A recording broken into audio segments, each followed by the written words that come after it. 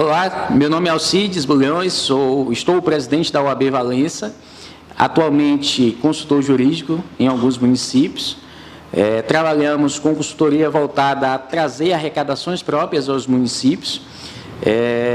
Nós sabemos que, na realidade do federalismo brasileiro, o município é sempre a parte mais fragilizada, notadamente pelo fato de que, na repartição de receitas, ela é a parte que fica com menor parte dos impostos, na medida em que, considerando que, em sendo tributos, impostos, taxas e contribuições de melhorias, os municípios ficam tão somente com impostos IPTU, ISS e o imposto de transmissão intervivos. Muitas das vezes o IPTU deixa de ser lançado justamente pelo déficit cadastral que esses municípios possuem, na medida em que é muito custoso fazer esse levantamento, o plano diretor custa caro, para fazer um georreferenciamento adequado, esse cadastramento desses imóveis, isso traz uma dificuldade. Além do fato de que muitos desses municípios e desses munícipes não possuem uma regularidade quanto a esses imóveis, não possuem escritura pública.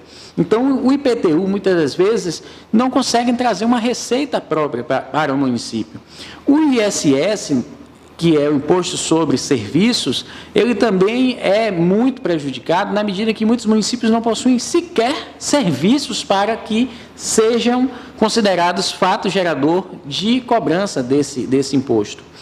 O imposto de transmissão intervivos, na mesma medida em que nós tínhamos falado, em que os imóveis não possuem escritura pública e muitos dos negócios jurídicos são feitos entre particulares, com aquele documento de gaveta, aquele documento particular, o que acontece é de que esses instrumentos não perpassam pela Receita Municipal porque não são sequer comunicados. Então, o município, através dos impostos, não consegue trazer uma arrecadação própria.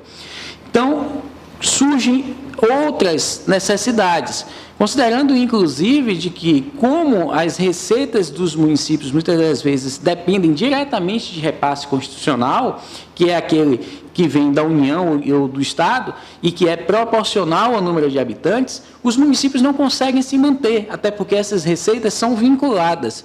O que vem para a saúde é voltado para a saúde, o que vem para a educação é voltado para a educação, e aquelas matérias de infraestrutura municipal não conseguem ter esse acesso.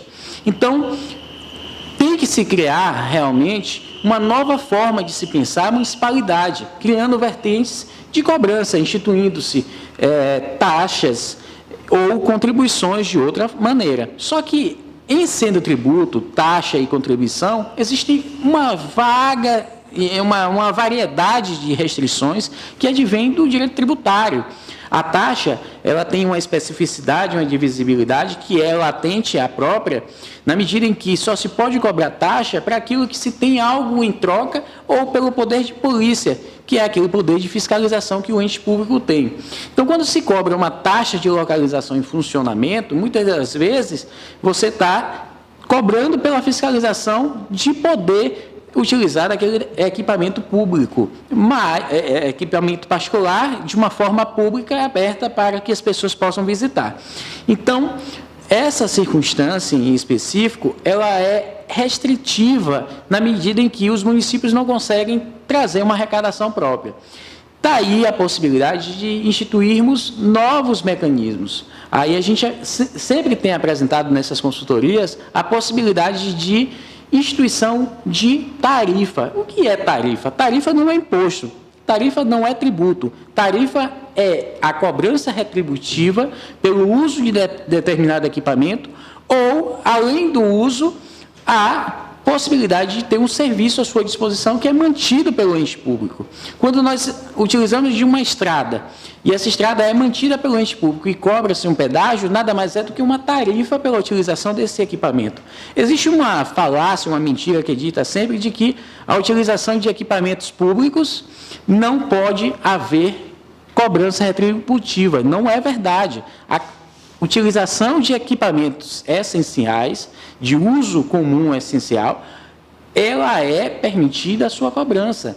Então, o que pode ser feito? A gente vê diversos exemplos de estudo no país, né, é a instituição dessas tarifas. A exemplo disso foi a tese que nós apresentamos no município de Cairu, onde nós tivemos a oportunidade de ser procurador, que é a tarifa por uso do patrimônio do arquipélago, na qual hoje traz a possibilidade de uma arrecadação anual de cerca de 3.400.000, que é pelo uso desses equipamentos que estão à disposição das pessoas que visitam aquele município, que é hoje o terceiro destino turístico da Bahia, e que tem uma gama de serviços e de equipamentos históricos, culturais, ambientais e estruturais que estão à disposição dessas pessoas para que, assim adentrando esses limites municipais, possam se utilizar. Essa mesma lógica pode ser inserida em diversos outros municípios, notadamente aqueles de caráter turístico, né? Aqui podemos citar Itacaré, podemos citar na nossa região Maraú, nós podemos citar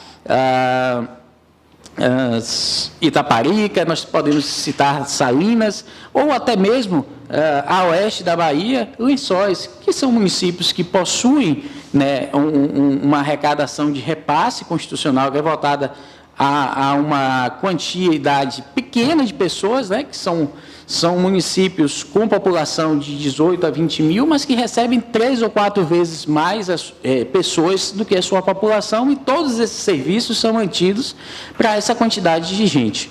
Então, o município tem que se atualizar e pensar novos métodos de arrecadação, justamente pela deficiência que é o federalismo brasileiro.